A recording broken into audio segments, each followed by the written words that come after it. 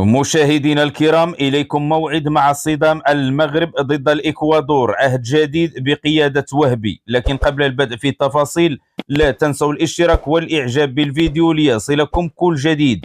موعدنا يوم الجمعة 27 مارس 2026 مع مواجهة حارقة تجمع المنتخب الوطني المغربي بقيادة الإطار محمد وهبي أمام منتخب الإكوادور في قلب العاصمة الإسبانية مدريد، وتحديدا على أرضية ملعب المتروبوليتانو في تمام الساعة 9:15 مساء بتوقيت المغرب والجزائر، حيث يدخل المدرب محمد وهبي هذا الاختبار وعينه على تثبيت أركان فلسفته الجديدة، فلسفة قوامها السرعة والضغط العالي لتأكيد أحقية الأسود بالسيادة العالمية.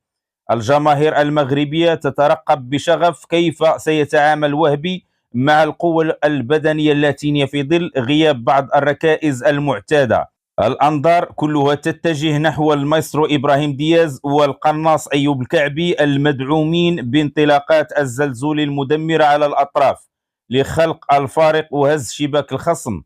وفي وسط الميدان هنا تكمن العقدة والحل بوجود الثنائي المبدع بلال الخنوس وإسماعيل الصباري لضبط الإيقاع وبناء الهجمات من العمق بكل ذكاء وهدوء.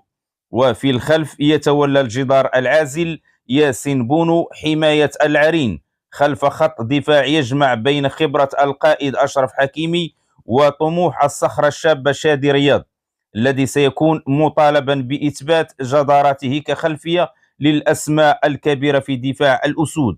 فهل ينجح محمد وهبي في بصم انطلاقاته التاريخية بانتصار معنوي كبير يطمئن به القلوب المغربية قبل التحديات الرسمية القادمة، أم أن للإكوادور رأيا آخر في هذه السهرة الكروية المنتظرة؟